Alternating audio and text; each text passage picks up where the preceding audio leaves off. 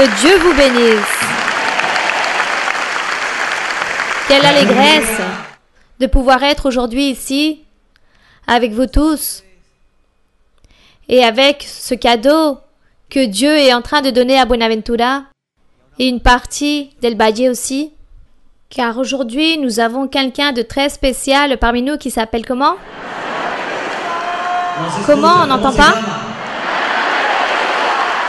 Oui, quelle bénédiction de pouvoir être en face, à côté, aujourd'hui ici, ensemble, avec quelqu'un de Dieu, une femme de Dieu. Ça, c'est une grande récompense. Et la bénédiction qui va se réaliser aujourd'hui va être très grande. Et tous vont se souvenir de cette journée et beaucoup de personnes vont changer dans leur vie. Gloire au Seigneur.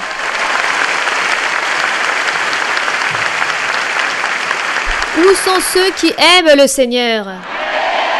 Ceux qui sont reconnaissants envers le Seigneur, qui se sentent bénis par le Seigneur, qui sont prêts pour recevoir la bénédiction, qui ont le cœur affermi. Gloire au Seigneur.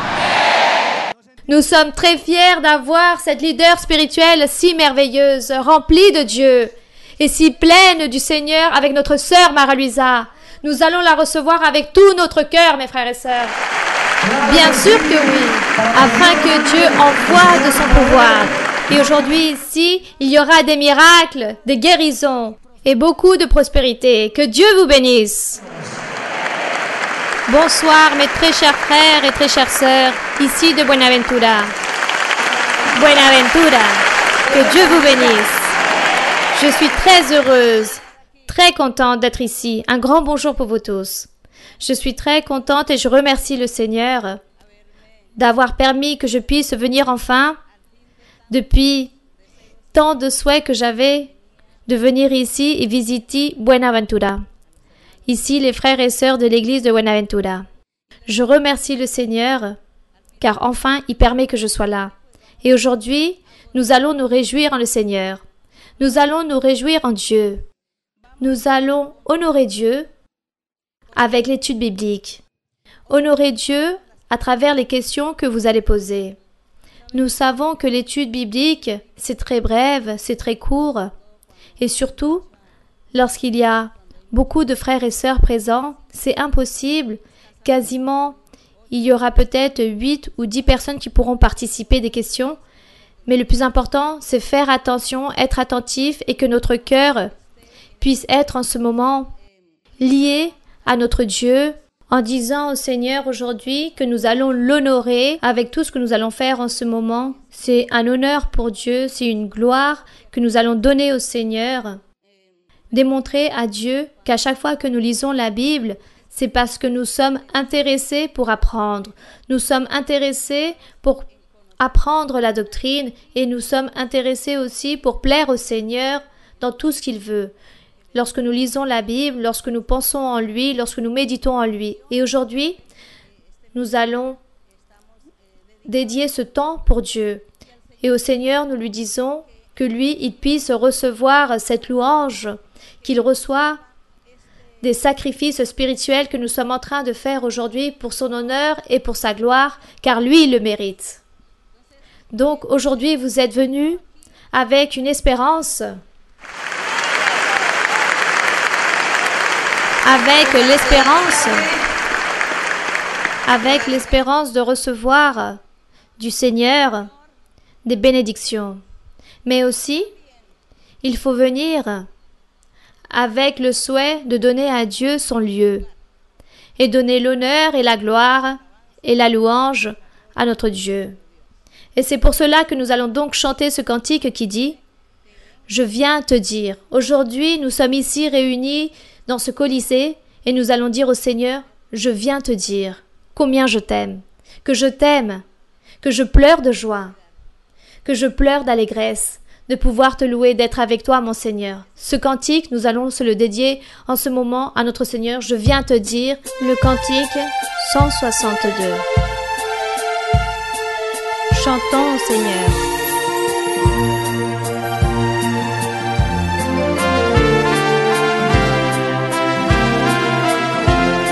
En levándose en alto.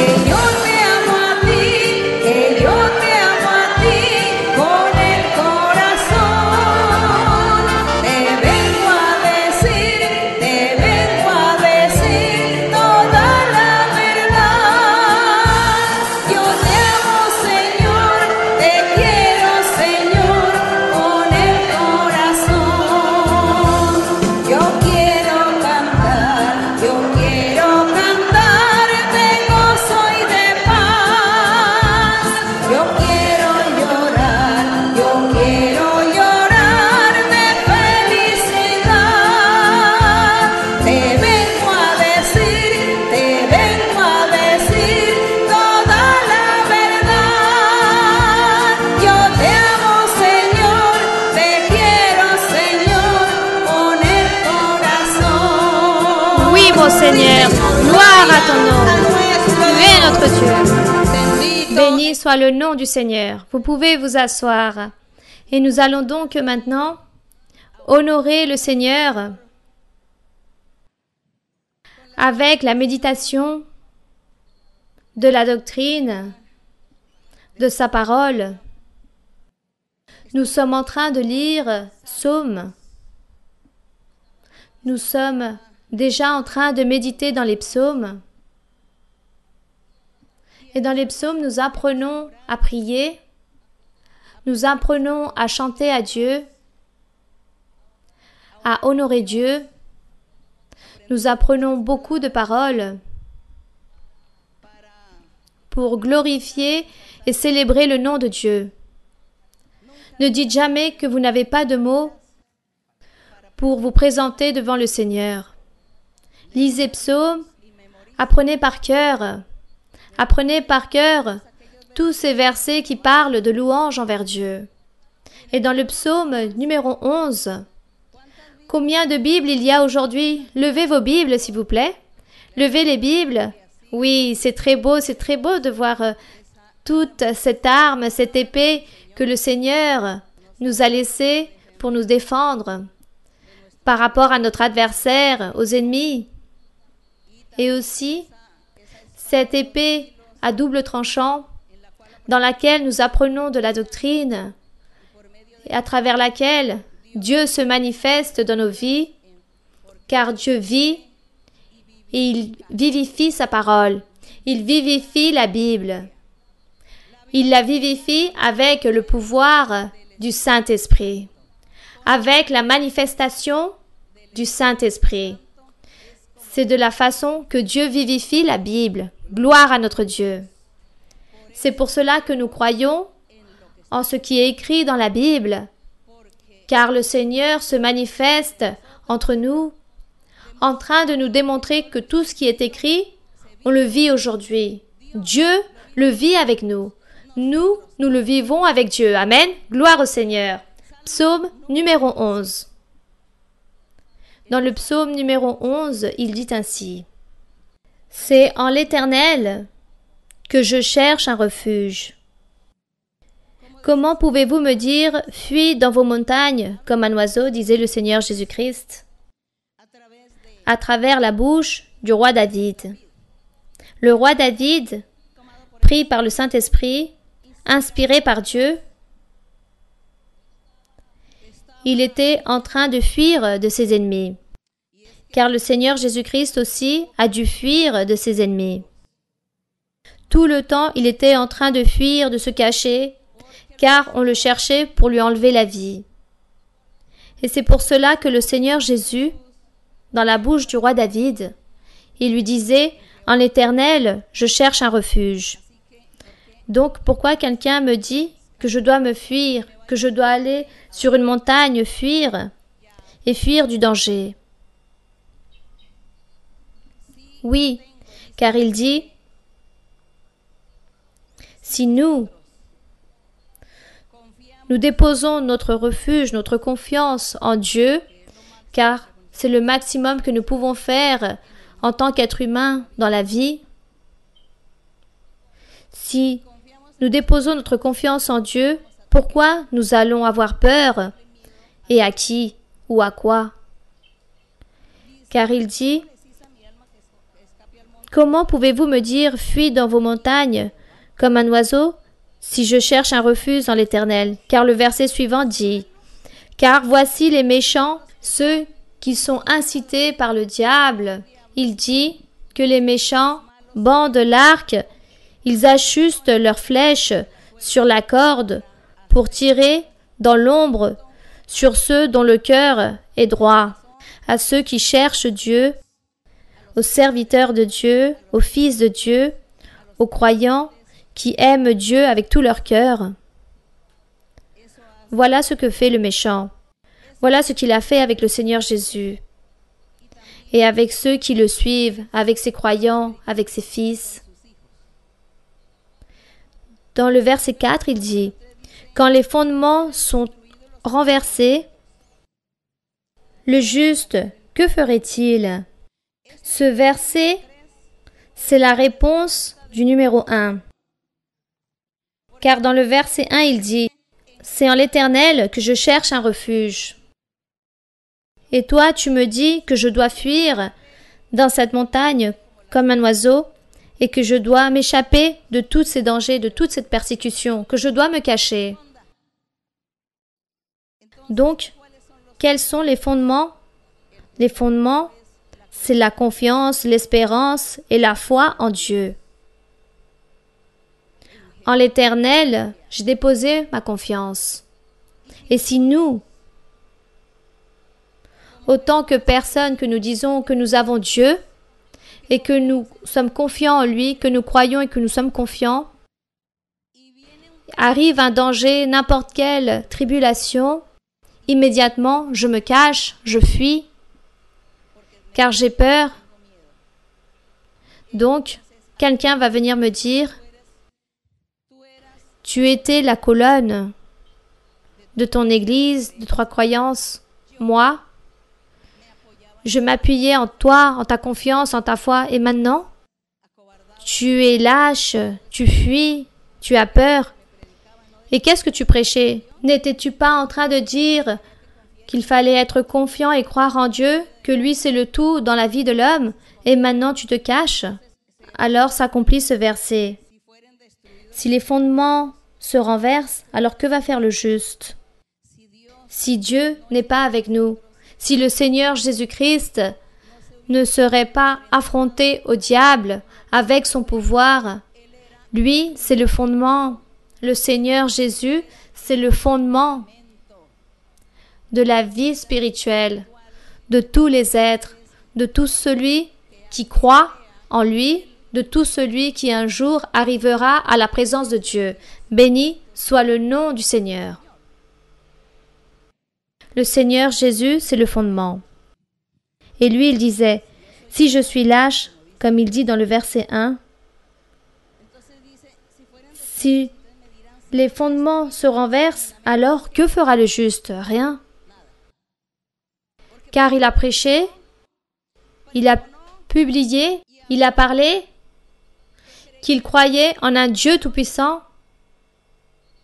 Et au moment de l'épreuve, il a fui. C'est pour cela, le verset 4. Si ces fondements sont renversés, le juste ne pourrait rien faire. Sans Dieu, sans le pouvoir de Dieu, sans la manifestation d'un Dieu vivant, nous ne pourrions rien faire. C'est pour cela que nous ne devons pas douter, ne soyons pas lâches, car Dieu vit, Dieu est là, il est proche de tout celui qui le cherche, de tout celui qui l'invoque, de tout celui qui fait sa volonté. Et pour cela, nous donnons l'honneur et la gloire au Seigneur. Donc, la réponse dans le verset 4. Après toutes ces questions, après cette méditation de ces questions, de ce raisonnement, si nous, autant que croyants, on se considère que nous sommes les fondements de Dieu, nous sommes ces colonnes de l'Église du Seigneur, et si nous nous nommons colonnes du Seigneur, arrive le moment où nous devons fuir à cause de la peur, quelqu'un peut nous dire, bon, vous parliez tellement et vous prêchiez et vous disiez que vous étiez la colonne de votre Église et regardez comment vous êtes. Hors de votre Église, vous êtes en train de vivre dans le monde comme dans votre vie antérieure. Par logique, les personnes vont dire cela. Mais nous remercions le Seigneur car le Seigneur Jésus aussi a vécu ces épreuves, car lui aussi il publiait et il prêchait et l'ennemi lui disait toutes ces choses, fuis, cache-toi, car tu as du pouvoir pour le faire. Et lui disait non, car un jour on va me demander pourquoi je suis le fondement et si je me cache, alors le juste, le croyant, en qui ils vont croire? En qui ils vont croire? En qui ils vont se soutenir? Donc, le Seigneur donne une réponse dans le verset 4 où il dit, vous pouvez lire s'il vous plaît ce verset. L'Éternel est dans son saint temple. L'Éternel a son trône dans les cieux. Ses yeux regardent, ses paupières sondent les fils de l'homme. C'est une réponse merveilleuse. En l'Éternel, je suis confiant, car en lui il y a son saint temple, son église, gloire au Seigneur. L'Éternel a dans les cieux son trône, gloire à notre Dieu. Ses yeux, les yeux de l'Éternel, nous regardent, ses paupières sondent, examinent. Qui? Les fils de l'homme ou l'humanité. On pourrait dire l'humanité. Dieu est en train de nous regarder, de nous examiner. Il regarde toute l'humanité et il examine ses fils, ses croyants. Ça, c'est la réponse du verset 1. Et ensuite, il dit, dans le verset 5, il dit « L'Éternel sonde le juste, il le met à l'épreuve. » Faites attention, mes frères et sœurs. Il y a des personnes qui disent si une personne vit dans la perfection, dans la droiture, si la personne ne pêche pas, elle fait des bonnes choses envers Dieu, jamais il va lui arriver des choses mauvaises. Est-ce que c'est vrai? Ici, qu'est-ce que d'autre dit ce verset 5? L'Éternel sonde le juste. Mais c'est le juste. Aussi, il châtie celui qui commet des infractions. Dieu châtie le méchant, mais au juste, il le met à l'épreuve. Il permet que des jours mauvais lui arrivent, que des tribulations arrivent, des maladies, des accidents, des persécutions, des morts, de la pauvreté. Bon, peu importe la persécution, des calomnies, des injures, peut-être Dieu permet tout cela pour le juste, à ses fils, à ses croyants qui sont en train de faire la volonté de Dieu. Ils sont en train de chercher Dieu. Il les met à l'épreuve. C'est pour cela, lorsque l'épreuve arrive, ne nous inquiétons pas. Attachons-nous et soyons confiants en lui. Car l'épreuve ne va pas durer tant de temps.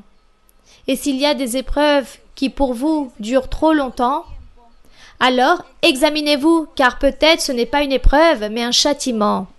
Peut-être c'est un châtiment que vous êtes en train de recevoir de la part de Dieu à cause de votre péché, à cause de votre désobéissance, car vous êtes en train de commettre beaucoup de fautes devant le Seigneur. Mais parlons de l'épreuve. L'épreuve est très courte.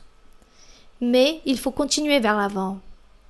Et l'Éternel dit qu'il sonde le juste, mais au méchant et celui qui se plaît dans la méchanceté, la violence, il dit que l'âme de Dieu les déteste, c'est-à-dire que Dieu s'éloigne.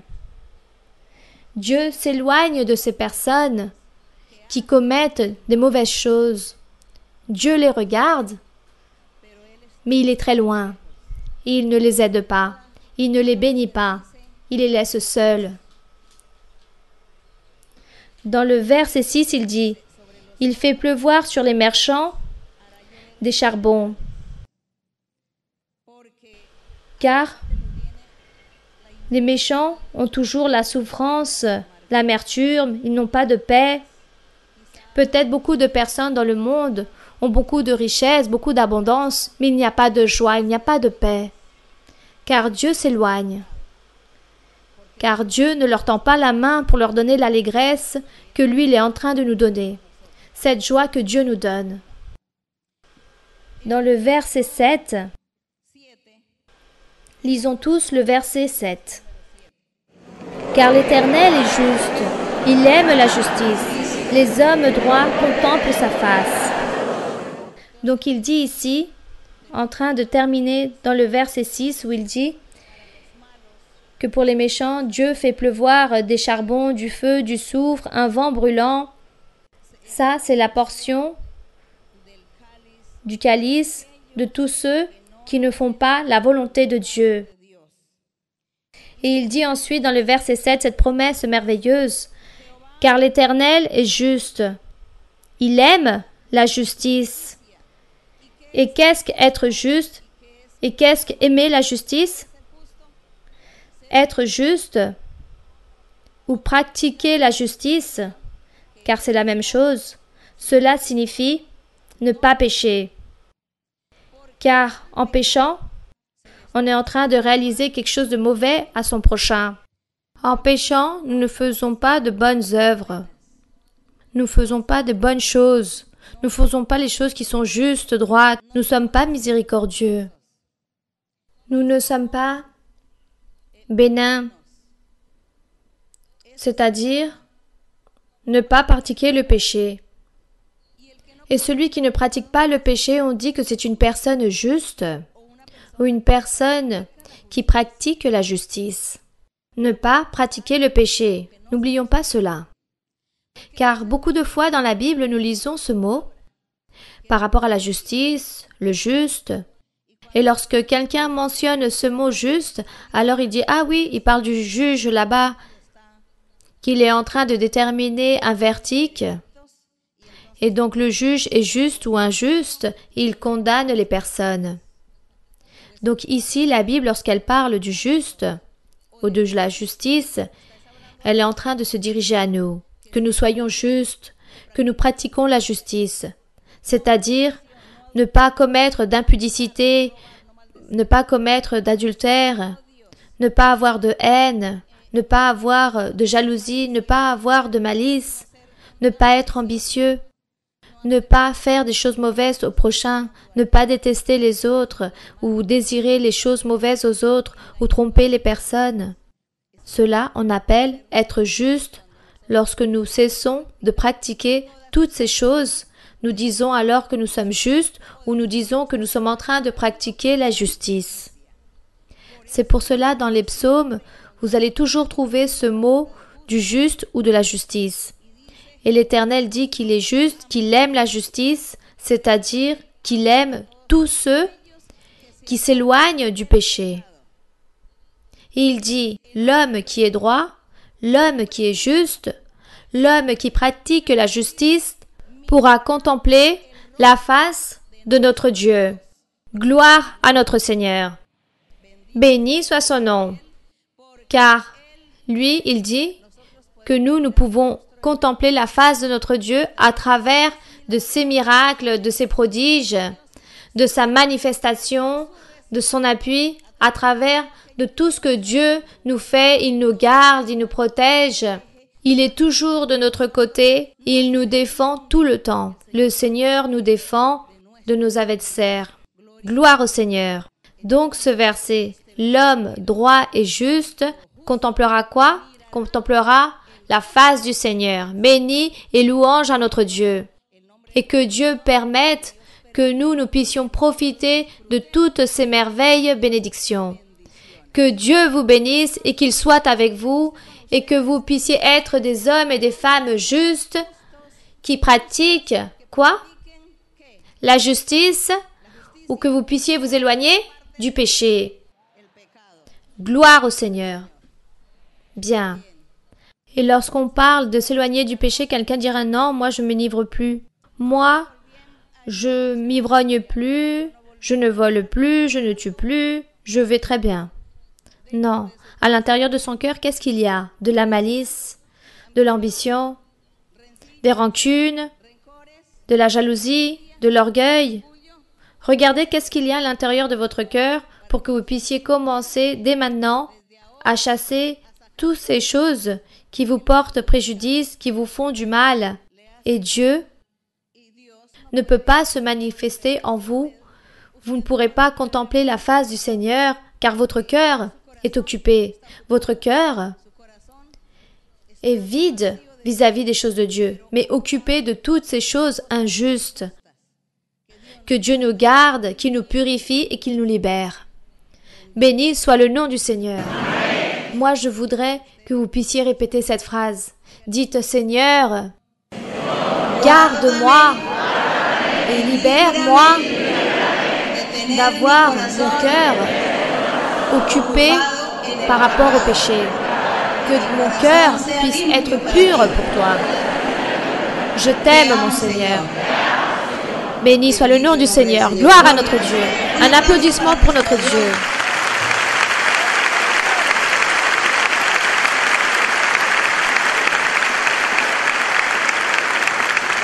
Merci au Seigneur. Merci à notre Dieu. Seigneur, tu sais que nous t'aimons. Nous t'aimons, mon Seigneur. Nous sommes ici pour amour à toi. Nous allons donc commencer les questions. Les questions dans la journée d'aujourd'hui. Où sont les micros? Et s'il y a quelqu'un qui est déjà prêt et préparé, alors puissiez commencer avec la première question. Bonsoir, ma sœur Mara-Luisa. Que Dieu vous bénisse et qu'il puisse bénir tous mes frères et sœurs dans la journée d'aujourd'hui. C'est un vrai privilège aujourd'hui que j'ai de pouvoir me diriger à vous. Ma sœur, l'être humain que je suis devenu aujourd'hui, c'est dédié à aimer Dieu, à vous aimer. Ma sœur, ma question se trouve dans Genèse, chapitre 49, versets 3 et 4. Oui, mon frère. Je peux lire, ma sœur? Genèse 49. J'espère que tous les frères et sœurs puissiez chercher rapidement pour que vous puissiez participer de la lecture et vous aussi vous puissiez ainsi apprendre, car ça c'est de la doctrine. Il faut participer de chaque question. Ceux qui ont des questions, ne vous occupez pas à chercher, mais dire aussi, qu'est-ce qu'on va demander? Qu'est-ce qu'on va demander aujourd'hui pour pouvoir apprendre, pour pouvoir plaire à notre Dieu? Oui, mon frère, pouvez lire. Le verset 3 dit ainsi. Ruben, toi, mon premier-né, ma force et les prémices de ma vigueur, supérieur en dignité et supérieur en puissance. Impétueux comme les eaux, tu n'auras pas la prééminence, car tu es monté sur la couche de ton père. Tu as souillé ma bouche en y montant. Ma sœur, dans plusieurs enseignements, on a pu voir, par exemple, le cas d'Isaü et Jacob lorsque Isaü a perdu le droit d'aînesse. Et aussi, ici, dans Ruben, dans ce cas, lorsqu'il a commis ces choses, et aussi, en connaissant la compagne de son père, il a perdu la bénédiction du droit d'aînesse. Mais j'ai une inquiétude dans mon cœur pour que vous puissiez nous aider à comprendre. Lorsque Jacob décide de bénir Éphraïm et Ménassès, qui sont les fils de José, il leur fait croiser les bras lors des impositions des mains. Est-ce que dans ce cas, on pourrait aussi considérer ou parler de cette perte de droit d'aînesse, tout en sachant que dans l'Antiquité, le droit d'aînesse, c'était une grande bénédiction et n'était pas donné à celui qui était né ensuite. Merci beaucoup, ma sœur, et que Dieu vous bénisse. Isaü, il a perdu son droit d'aînesse. Et ensuite, Isaac, qui était le père d'Isaü et de Jacob, lorsqu'il a voulu leur donner la bénédiction, lui, il a donné la bénédiction, c'est à Jacob, au plus jeune. Car Dieu avait déjà réalisé son plan, qu'il allait emmener cette grande bénédiction. Et si Dieu a enseigné aux Israélites que le premier-né, le fils qui allait naître en premier, c'est lui qui allait apporter tout l'héritage, toutes les bénédictions, Dieu a donné cet enseignement. Et Dieu a fait beaucoup de choses différentes par rapport à ces enseignements pour châtier aussi et aussi pour réprimander la désobéissance de certains êtres qui, à l'époque, étaient en train de déplaire à Dieu. Ils n'ont pas fait la volonté du Seigneur. Par exemple, dans le cas d'Isaü, c'est pour cela qu'il a perdu sa bénédiction. Le peuple d'Israël se scandalisait comment allait arriver quelque chose qui n'était pas écrit dans la loi, car il s'était sorti de la loi. Ça, ce n'est pas la loi. La loi dit que ça doit être le premier-né, oui, mais comme le premier-né lui a manqué à Dieu, alors Dieu a nommé une autre personne. Dieu nous démontre donc que lui aussi, il établit des lois, des règles, des statuts dans la Bible. Et on suppose que nous devons suivre au pied et à la lettre tous ces règlements qui sont écrits dans la Bible. Mais le Seigneur réalise des exceptions dans la vie de l'homme, dans la vie des croyants, de son Église, de ses fils. Lui, il réalise des exceptions. Lui, il sort de ses normes, de ses paramètres, de ses limites, que lui-même, il a établi, de ses règles, que lui-même, il a établi. Lui, il a le droit de pouvoir sortir de ces normes, de ces règles pour pouvoir bénir ou maudire ou enlever ou donner quelque chose à quelqu'un qui mérite ou pas. Dieu peut faire toutes ces choses. L'homme ne peut pas faire cela. L'homme, il doit accomplir tous les règlements. Mais Dieu peut le faire. Donc le Seigneur, il a bien béni les fils de José, il a béni aussi le plus jeune, il n'a pas béni le majeur. Ça, c'était la volonté du Seigneur. Bien, continuons. Mes frères, bonsoir, que Dieu vous bénisse. Ma sœur Mara-Luisa, bienvenue ici dans cette ville de Buenaventura. Que l'honneur et la gloire soient pour le Saint d'Israël, qui aujourd'hui nous permet de réaliser et de profiter de cette grande bénédiction. Ma sœur Mara-Luisa, la question se trouve dans Romains 9, versets 16 et 18. Ma sœur, si vous me le permettez? Oui, ma sœur. Romains 9, versets 16 et 17 et 18. Oui. Romains 9, verset 16. Ainsi donc, cela ne dépend ni de celui qui veut, ni de celui qui court, mais de Dieu qui fait miséricorde. Et dans le verset 18, il dit, « Ainsi, il fait miséricorde à qui il veut, et il endurcit qui il veut. » Ma sœur Mara-Luisa, ma question est par rapport à Salomon. En effet, pour qui était la grande miséricorde que Dieu avait? C'était pour le Père, le Fils, ou c'était un propos divin? Car Dieu a donné au roi David un fils qui a hérité ce trône avec la même femme avec qui il a réalisé des abominations et des iniquités contre Dieu. Ma sœur Mara-Luisa, merci beaucoup et que Dieu puisse continuer à vous soutenir. Merci bien.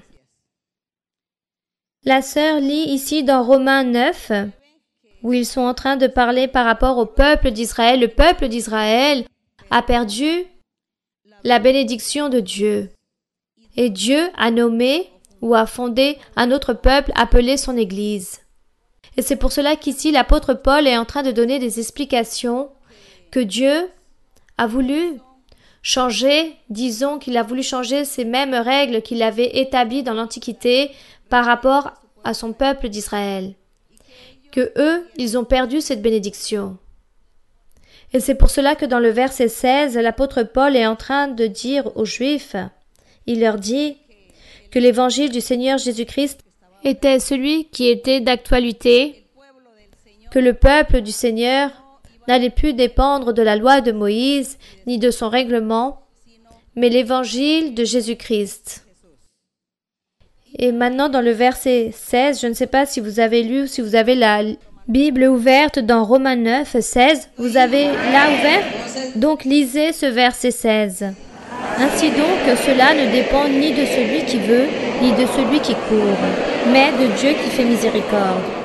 Donc, Dieu a eu miséricorde de son Église, de ses croyants, car les Israélites, ils ont apparemment beaucoup couru, mais ils n'ont pas obtenu ces bénédictions. Et dans le verset 17, il dit, « Car l'Écriture dit à Pharaon, « Je t'ai suscité à dessein pour montrer en toi ma puissance, et afin que mon nom soit publié par toute la terre. Car c'est Dieu qui veut bénir à qui il veut, et il a la miséricorde à qui il veut, il endurcit qui il veut. » Donc Dieu a utilisé Pharaon, il l'a utilisé pour que le peuple d'Israël puisse se former là-bas en Égypte. Et ensuite, Dieu a endurci le cœur de Pharaon pour sortir son peuple. Voilà ce que fait Dieu. Voici donc ce que fait le Seigneur. C'est pour cela que la sœur pose cette question. Rappelez-vous de l'histoire de David lorsqu'il dit qu'il est tombé amoureux d'une femme mariée et David a envoyé l'époux là-bas à la bataille pour qu'il puisse mourir dans cette terre, dans cette bataille, afin qu'il puisse se marier avec cette épouse, car il ne pouvait pas commettre cet adultère. Donc qu'est-ce qu'il a fait? Il n'a pas commis l'adultère, mais il a commis un homicide, pratiquement, parce qu'il a dit « Emmenez-le là-bas, dans la bataille, lorsqu'elle va être très grande. Établissez cet homme là-bas en blanc pour qu'il puisse mourir. » Et à Dieu, l'attitude de David ne lui a pas plu. Mais nous voyons par la suite, comme la sœur demande, cette femme tombe enceinte, elle a un fils. Comment Dieu peut bénir ce fils? Regardez la volonté du Seigneur. Dieu fait ce qu'il veut. Et nous, on ne peut pas poser de questions. Mais nous voyons ici la miséricorde de Dieu. Comment David a péché, Dieu l'a châtié car il a péché, il lui a fait payer très fort à David, mais à la fin, ce fils qui est né, Dieu l'a béni, car il dit que de là est né Salomon. Salomon fut un prototype de Jésus-Christ, comme ce fils, comme ce roi, cet homme sage. Ça, c'est la miséricorde de Dieu. Ça, c'est la volonté de Dieu. Et c'est pour cela que nous devons être très sages, très intelligents, connaître la doctrine du Seigneur, la voix de Dieu, analyser la Bible pour pouvoir déchiffrer tant de mystères, les aptitudes de Dieu, le pourquoi il fait les choses, pourquoi Dieu a fait cela. Et aujourd'hui, nous aussi, nous pouvons vivre des situations très similaires. Et aujourd'hui, nous allons nous alarmer, nous allons nous inquiéter, nous nous surprenons en disant pourquoi cela arrive, pourquoi cette personne a commis ce péché. Elle a péché et maintenant elle a eu des enfants et Dieu est en train de bénir ses fils. Ça, c'est la volonté de Dieu, parce que Dieu est amour, parce que Dieu est miséricorde. Et Dieu châtie le coupable et non les victimes. Ces fils qui sont nés, ou ce fils qui est né apparemment de ce pécheur, de meurtrier, d'adultère, ce fils était une victime, ce n'était pas sa faute. Et nous avons vu comment Dieu bénit. Voilà ce que fait Dieu. Dieu, le Seigneur, n'est pas vengeur. Il ne veut pas dire « Ah, comme le père il a péché, alors je vais châtier le fils, le petit-fils, à cause du péché de ce père. » Non, il dit que chacun paie les péchés et les autres, s'ils vivent bien, ils recevront des bénédictions de Dieu et s'ils pêchent, alors aussi Dieu va les châtier.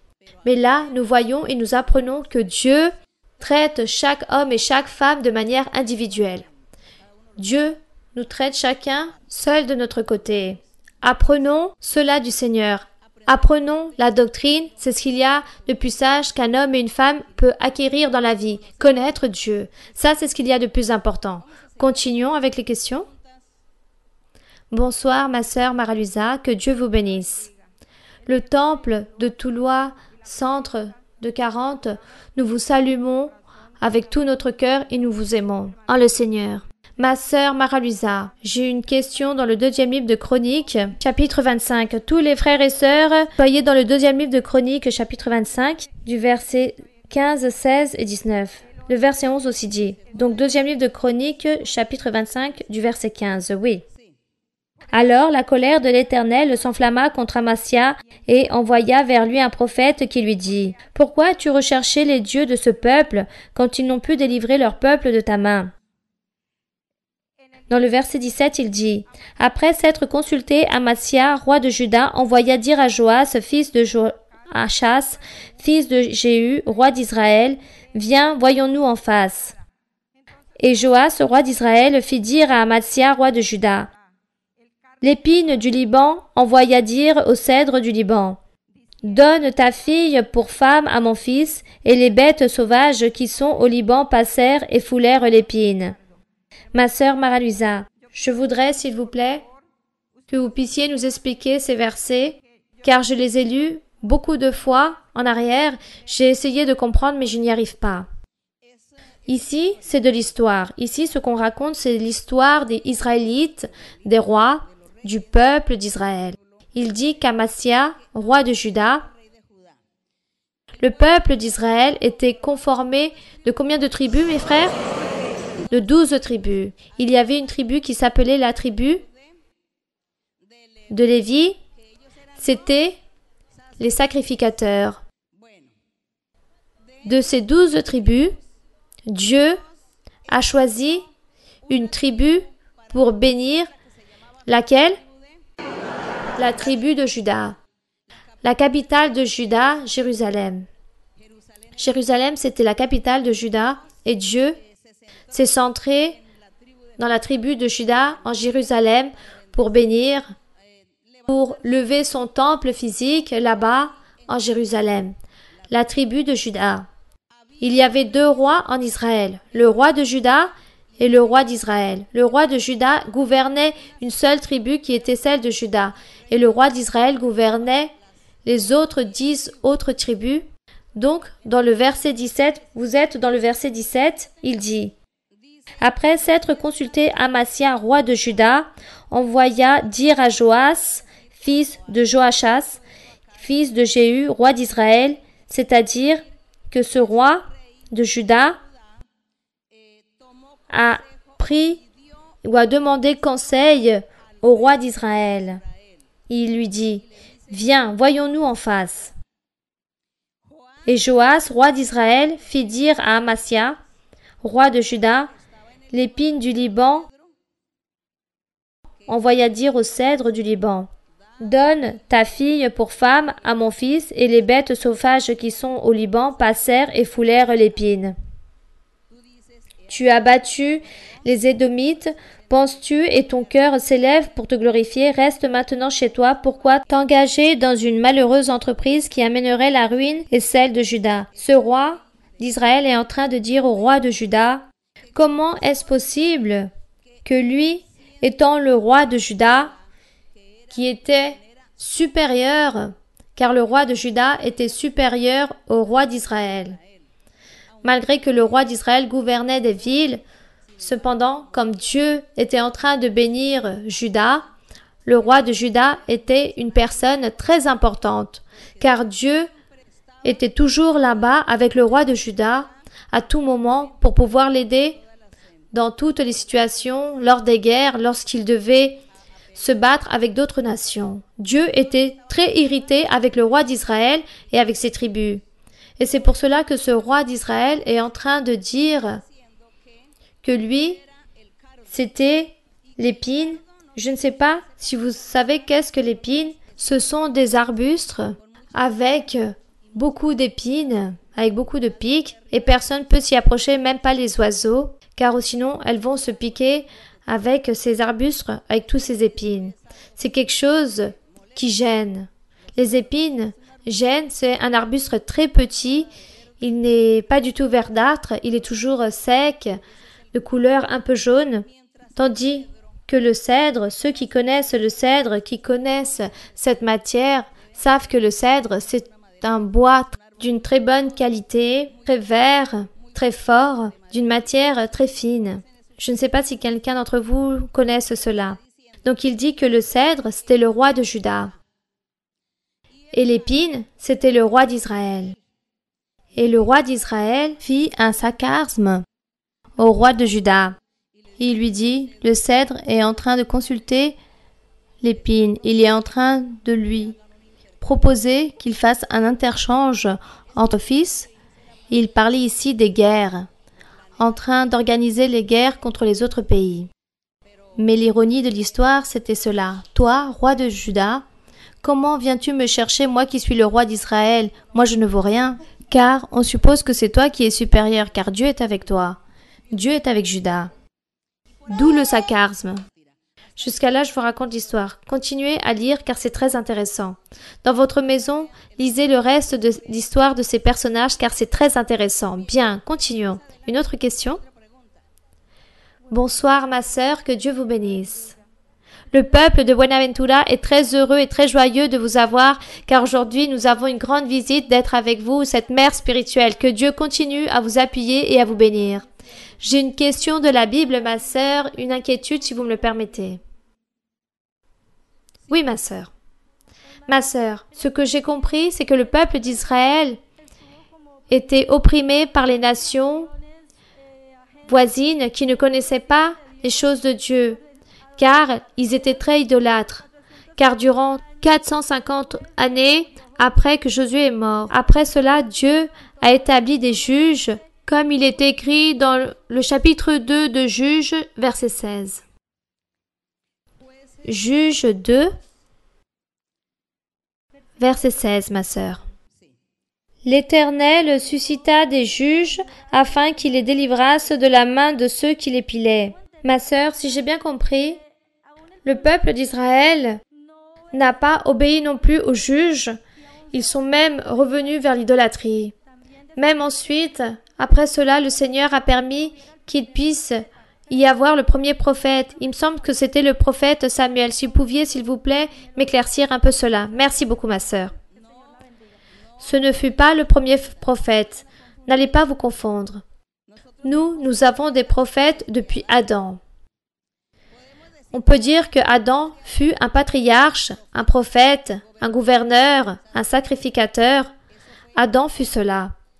Après Adam, il y a ses fils, Seth. Ensuite, il y a Mathusalem, Enoch, Enoch. Il y a ensuite Noé. Toutes ces personnes, beaucoup de patriarches il y a eu, et tous étaient des prophètes, sacrificateurs et juges, gouverneurs.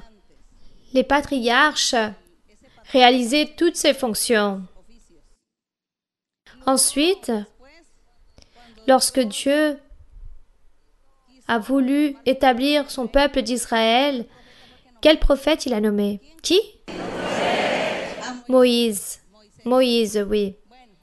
Donc, ensuite de Moïse, vient le reste des prophètes. Donc, la sœur peut-être disait que le premier prophète, c'était ici, après de juges, non. Toujours Dieu a parlé à l'homme, il s'est manifesté à l'homme depuis l'époque d'Adam. Et il a nommé ses prophètes lorsque Dieu a établi le peuple d'Israël et a nommé aussi ses prophètes. Rappelons-nous que la tribu de Lévi, c'était la tribu des sacrificateurs. Et dans la tribu de Lévi, tous étaient des sacrificateurs et tous étaient des prophètes. C'était juste que parfois il y avait un grand sacrificateur qui était un homme très dévoué à Dieu, qui faisait la volonté de Dieu, et c'est pour cela que la Bible les mentionne autant. C'est pour cela que la Bible mentionne beaucoup à Moïse et aussi Samuel, car Samuel, durant le temps qu'il a vécu, il y avait le peuple d'Israël gouverné par des juges. Mais Samuel aussi, il a eu son tour pour gouverner le peuple. Et lui aussi, c'était un sacrificateur. C'était le prophète que Dieu avait établi. Donc Dieu a toujours établi ses prophètes au peuple pour parler aux personnes. Et dans l'Église du Seigneur, le Seigneur Jésus-Christ aussi a fait cette promesse. Et le Seigneur Jésus a dit, « Je vais vous établir aussi des prophètes, des apôtres dans l'Église pour que vous puissiez continuer vers l'avant, pour que vous puissiez apprendre la voie qui mène à la vie éternelle. » Et le Seigneur Jésus dit dans Éphésiens 4, 11, il dit que lui, il a établi dans son Église des apôtres. Vous connaissez ce verset, des apôtres, des évangélistes, des prophètes, des maîtres, n'est-ce pas? Tout cela, le Seigneur a établi toutes ces personnes dans son Église. Dans l'Église du Seigneur mène déjà plus de 2000 ans depuis que le Seigneur Jésus l'a laissé installer avec les 12 apôtres. Mais il y a eu des moments difficiles, des temps de guerre, des temps où l'homme est devenu ambitieux, matérialiste, il a oublié Dieu. Et le Saint-Esprit s'est donc éloigné, il s'est caché. Mais le Seigneur a eu tant de miséricorde que depuis plus de 50 ans, Dieu a eu des miséricordes et il se manifeste en nous, en train de vous donner des rêves, à certains des visions, à d'autres il leur donne la prophétie, des dons, des miracles. Gloire au Seigneur. Le Seigneur en train de se manifester, Dieu en train de se manifester à nouveau à l'homme, et aussi en train d'établir toutes ces personnes pour travailler, ces évangélistes, ces maîtres, ces prophètes, tout cela. Je pense que le Seigneur l'a établi pour son Église. Mais un jour, toutes ces personnes vont sortir à la lumière. Amen. Car ça, c'est la promesse du Seigneur, que l'honneur et la gloire soient pour notre Dieu. Nous allons donc continuer avec une autre question. Oui? Bonsoir, ma sœur, que Dieu vous bénisse. Bienvenue à la ville de Buenaventura. Nous sommes très joyeux de recevoir cette grande bénédiction et que Dieu puisse continuer à vous donner la santé pour que vous puissiez transmettre ce message si grand.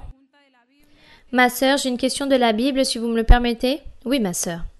Ma question se trouve dans Genèse 22. Genèse 22. Ouvrez la Bible en Genèse 22. Quel verset, ma sœur? Verset 12. 22, 12. Lorsque l'ange de l'Éternel parle à Abraham, le verset dit ainsi, l'ange dit, « N'avance pas ta main sur l'enfant et ne lui fais rien, car je sais maintenant que tu crains Dieu, et que tu n'as pas refusé ton fils, ton unique. » Ma sœur, ma question se trouve à la fin lorsque l'ange de l'Éternel lui dit à Abraham que c'est son seul fils et Isaac. Et nous savions que son premier fils de Abraham fut Ismaël, celui qu'il a eu avec la servante Agar. Ma question est là, ma sœur. Que Dieu continue à vous bénir. Oui, il dit comment est-ce possible que Isaac soit son unique fils, sachant qu'il avait déjà eu un fils avec sa concubine, avec sa servante. À l'époque d'avant, Dieu avait enseigné au peuple d'Israël. Disons non au peuple d'Israël, car le peuple d'Israël n'était pas encore établi, mais Dieu avait enseigné, depuis Adam, il avait enseigné que l'homme et la femme devaient avoir un compromis, les deux ensemble, réaliser un vote pour un mariage, se jurer tous deux mutuellement l'un à l'autre, vivre ensemble, jusqu'à ce que la mort les sépare, et qu'ils puissent vivre ensemble, et qu'ils puissent former un seul foyer. Dieu leur a enseigné cela. Mais qu'est-ce qui s'est passé? C'est qu'à l'époque d'avant, le diable a commencé à semer la malice entre les hommes et les femmes. Il a commencé à enseigner à l'homme qu'il puisse chercher plus de femmes, en plus d'avoir juste son épouse, et cela fut permis, car on disait qu'il fallait multiplier la terre. Donc Dieu a permis que l'homme puisse avoir beaucoup de femmes pour avoir beaucoup d'enfants. Mais ensuite, Dieu a commencé à changer et à interdire des choses. Et il disait, maintenant, tu dois avoir une seule femme, car c'est avec cette femme qui va vivre à tes côtés. Mais l'homme cherchait encore d'autres femmes, et ses fils des autres femmes ne comptaient pas dans le foyer. On ne les comptait pas comme des vrais enfants d'un foyer ou d'un mariage, d'un couple qui avait établi un mariage. C'est pour cela que Dieu n'a pas pris en compte, par exemple, Ismaël, qui fut l'enfant de la servante d'Abraham. Car Abraham s'était marié avec Sarah, et eux deux, ils étaient époux et épouses. Donc, ils n'avaient pas d'enfants. Et lorsque Isaac est né, c'est le premier-né du mariage. Les autres, c'étaient les bâtards, et pour eux, il n'y avait pas de bénédiction. Ils n'avaient pas le droit à cela. Voilà ce qui arrivait dans l'époque d'avant. Donc, c'est pour cela que nous voyons cette histoire d'Isaac. Lorsque Abraham allait le sacrifier, il a obéi, et par amour à Dieu, il allait le réaliser, et lorsqu'il allait le réaliser, l'ange lui interdit. Car pour lui, c'était suffisant la volonté qu'il a eue de plaire à Dieu. Mais, ce sujet-là, que les hommes devaient avoir plus de femmes et avaient leurs enfants, cette coutume a continué. Lorsque le Seigneur Jésus-Christ est apparu pour prêcher l'Évangile, il a trouvé ce phénomène. Il a constaté que l'homme, à part d'avoir sa seule épouse, il avait d'autres femmes. Et le Seigneur Jésus commence son évangile, et le Saint-Esprit commence à enseigner la doctrine et à enseigner à tous, aux apôtres, aux disciples et à toutes les personnes. Il commence à leur enseigner que cette récréation, disons-le ainsi, de la part des hommes allait se terminer. Il a établi un frein à cela et que chaque homme devait avoir juste une seule femme. Et maintenant, c'est une loi et un règlement que le Seigneur Jésus a établi dans l'Évangile, et le Saint-Esprit l'a ratifié aussi et a continué à l'enseigner durant des siècles et des siècles. Durant tout ce temps-là, il a enseigné aux personnes. Il est toujours en train de confirmer que l'homme ne peut avoir qu'une seule femme. C'est pour cela que maintenant nous trouvons que le Saint-Esprit enseigne aux disciples que chaque homme devait avoir une seule femme, être marié à une seule femme pour pouvoir servir Dieu. Et que chacun devait être responsable, avoir un seul foyer et faire plus attention, être organisé dans ces aspects. Tout cela n'a pas plu au peuple d'Israël. Aux Juifs, cela ne leur a pas plu. Ils n'ont pas accepté cette religion par le fait de tous ces enseignements et tous ces règlements, tous ces changements que Dieu était en train de faire maintenant en les personnes. Le Seigneur Jésus est en train de faire des changements dans son Église. Bien, tout cela est respectable, la volonté du Seigneur, tout ce que Dieu fait, cela est respectable. Le Saint-Esprit, c'est lui qui nous enseigne la doctrine. Si nous n'avions pas le Saint-Esprit avec nous aujourd'hui, alors serions comme n'importe quelle religion, nous serions très matérialistes, mais nous remercions le Seigneur que le Saint-Esprit est en train de nous confirmer chaque jour la doctrine et il nous enseigne. Gloire au Seigneur. Nous allons donc prier le Seigneur et nous allons demander à Dieu qu'il nous aide et nous allons demander au Seigneur, remercier le Seigneur, nous allons louer le Seigneur et nous allons lui demander aussi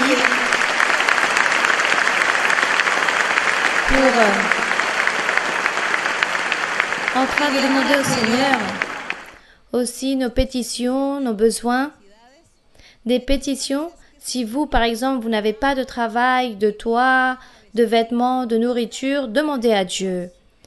Si vous avez un problème familial, des conflits ou des personnes qui sont à la prison, demandez à Dieu. Ça, ce sont les pétitions. Nous allons donc prier pour les maladies, pour qu'ils puissent guérir. Donc nous allons demander pour les maladies physiques, les cancers et toutes ces maladies incurables, comme la maladie des os, de l'arthrose, du diabète. Bon, tellement de maladies qu'il existe aujourd'hui. Énumérez au Seigneur votre maladie, votre nécessité. S'il n'y a pas de maladie, alors votre nécessité ou votre souhait, ce que vous souhaitez de la part de Dieu, demandez à Dieu. Cela, nous le faisons à la fin de la louange, de la prière. Et vous, croyez que Dieu est là, en train de nous regarder, en train de nous écouter, et que Dieu connaît vos besoins, votre cœur. Dieu est en train de vous regarder. Rappelez-vous que nous avons lu dans Psaume où Dieu est en train de nous voir. Ne doutez pas. Et ainsi nous allons louer le Seigneur. Et avant de louer le Seigneur, chantons au Seigneur ce cantique. Quelle merveille que Christ m'a trouvé. Le cantique 139. Chantons au Seigneur, quelle merveille que Christ m'a trouvé. Le Seigneur m'a trouvé.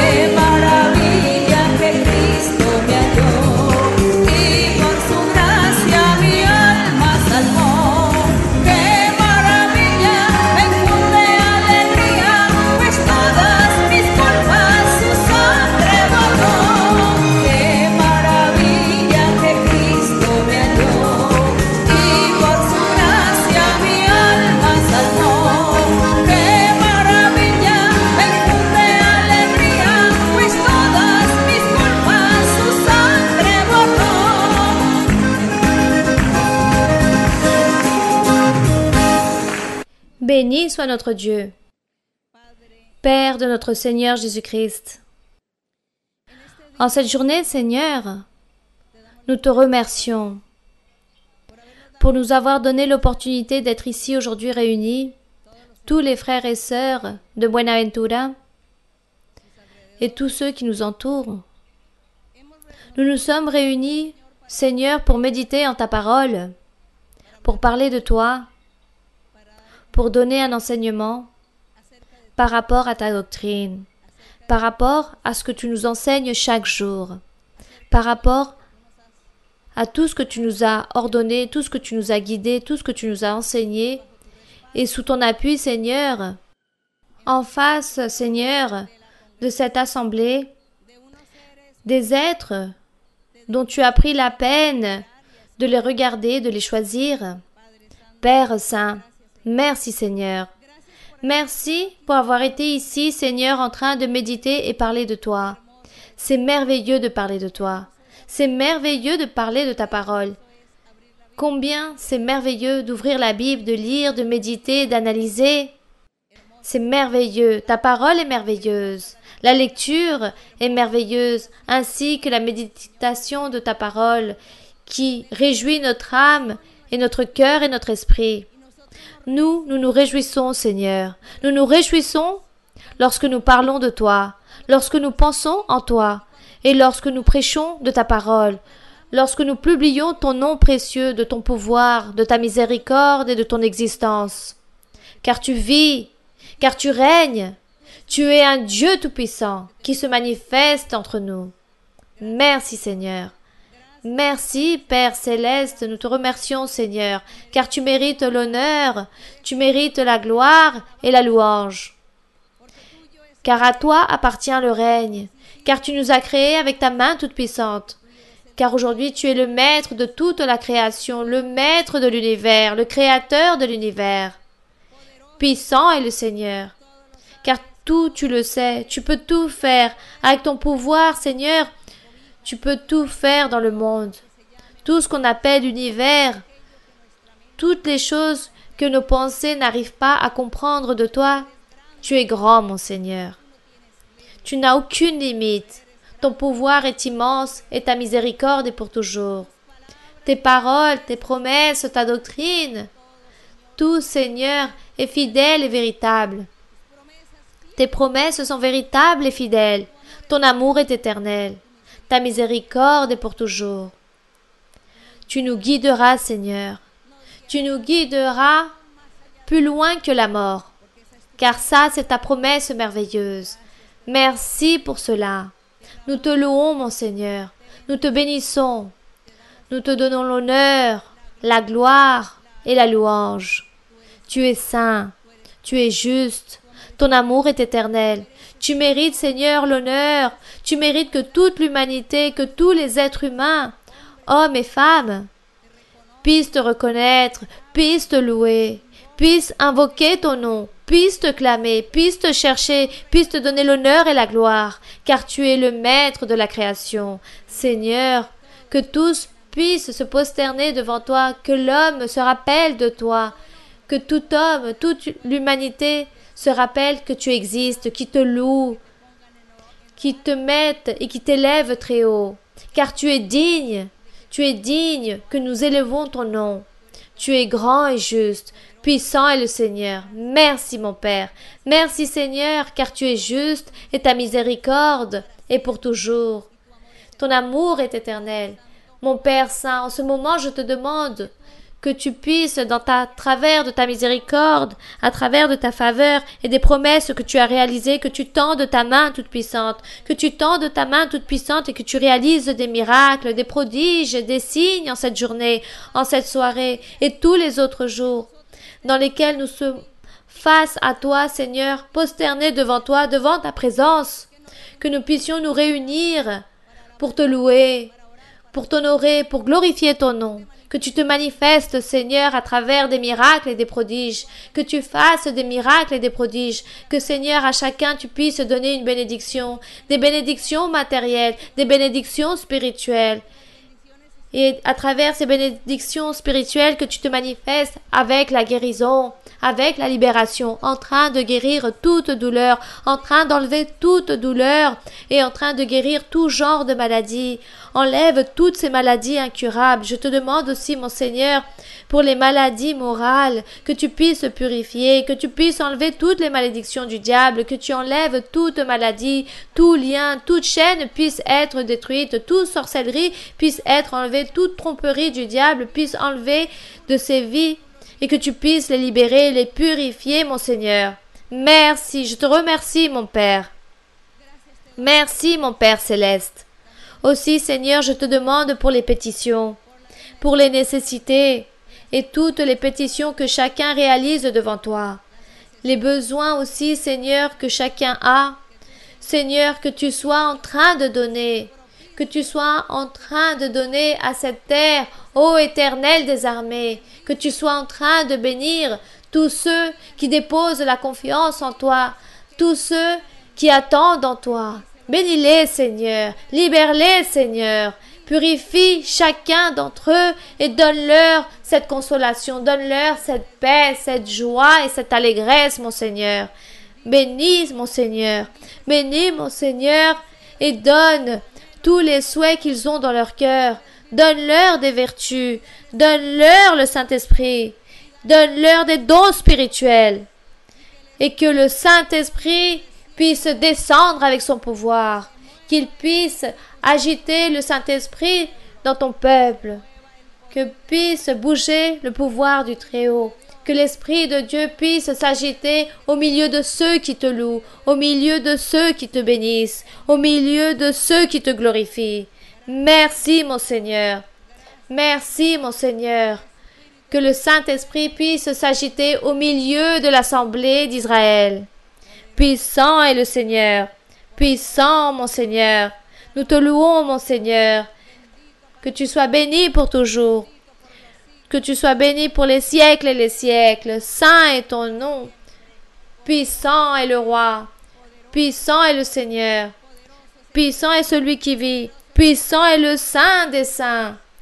Saint est le Seigneur. Que tu puisses, Seigneur, verser cette ferveur dans ton assemblée. Libère, mon Seigneur. Beaucoup de bénédictions je donnerai, car toutes les bénédictions, je les ai données aujourd'hui. Et je vous ai revêtus du pouvoir. Je vous ai revêtus de ma grâce. Et je vous ai mis à travers ma miséricorde. Merci, car tous verront mes bénédictions, et tous se réjouiront en mon pouvoir, car à tous je leur ai donné ma bénédiction. À tous je leur ai enlevé ces tâches, je les ai purifiés et je les ai pardonnés, car je suis en train de pardonner beaucoup d'entre vous. La bénédiction est là. La bénédiction continue avec celui qui invoque mon nom, avec tout celui qui me suit, avec tout celui qui publie mon nom, avec tout celui qui suit mon nom. Ma bénédiction est là, avec tous ceux, même qui sont loin, même là-bas, en dehors de ma main. À tout cela, je vais les bénir, et je suis avec eux, et je serai avec eux, car je suis en train de bénir, je suis en train de libérer, je suis en train de rompre les chaînes, en train de rompre tous les liens, en train d'enlever tout mal. Je suis en train de prospérer, et je suis en train de donner le progrès et la victoire, en train de donner le triomphe et la bénédiction, en train de donner la prospérité spirituelle et matérielle. Oui, tout cela je suis en train de faire, tout cela je suis en train de donner, car beaucoup de changements viendront, beaucoup de triomphes, beaucoup de victoires, et je me manifesterai au milieu des miens, je me manifesterai au milieu de mon peuple, et je serai attentif aux clameurs de chacun, je serai attentif à leurs prières, à leurs clameurs, je serai dans chacun, dans leur vie, dans leur cœur, et je serai en train de surveiller les pas de beaucoup. Merci Seigneur. Merci Éternel Dieu. Merci le Tout-Puissant. Puissant est le Roi.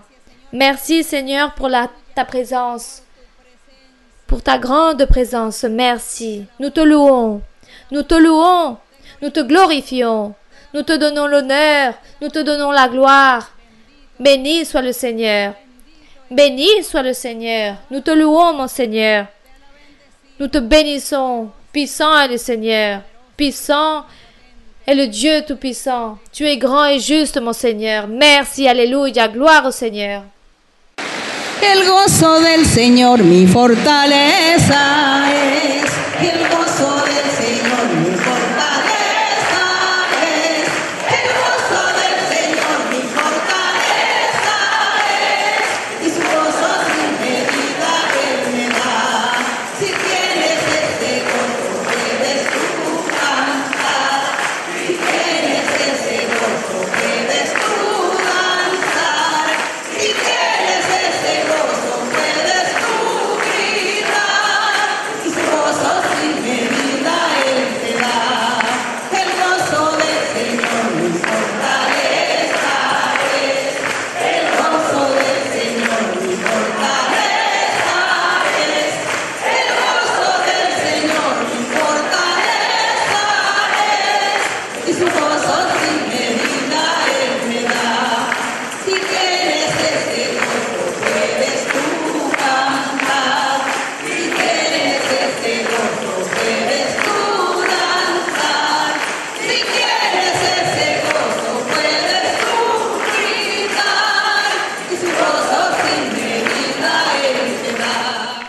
Gloire à Dieu. Puissant est le Seigneur. Merci au Tout-Puissant. Et merci à notre Dieu. Grand et miséricordieux est le Seigneur, car aujourd'hui il a versé beaucoup de bénédictions, en train de donner pour tous. De grandes promesses a fait notre Seigneur aujourd'hui, pour vous tous, et pour tous ceux qui vont nous voir aussi à travers la vidéo. Le Seigneur a offert beaucoup de promesses, beaucoup de bénédictions. Merci beaucoup à notre Dieu. Un grand applaudissement pour notre Dieu. Que l'honneur et la gloire soient pour Dieu. Gloire au roi. Merci à vous tous aussi. Merci mes frères et sœurs. Merci. Que Dieu vous bénisse. Que Dieu soit toujours avec vous. Que aucun d'entre vous puisse se perdre. Que tous puissent être dans ses parvis. Que Dieu vous garde dans sa main, qu'il vous aide, qu'il vous protège. Et Dieu a dit qu'il allait donner beaucoup de besoins, beaucoup de nécessités pour vous tous et beaucoup de bénédictions. Que Dieu soit toujours avec vous. Que le Père, le Fils et le Saint-Esprit vous gardent, vous protègent pour toujours. Que Dieu vous bénisse et à bientôt. Je vous aime, je vous adore. Merci beaucoup. Merci mes frères et sœurs. Que Dieu vous bénisse.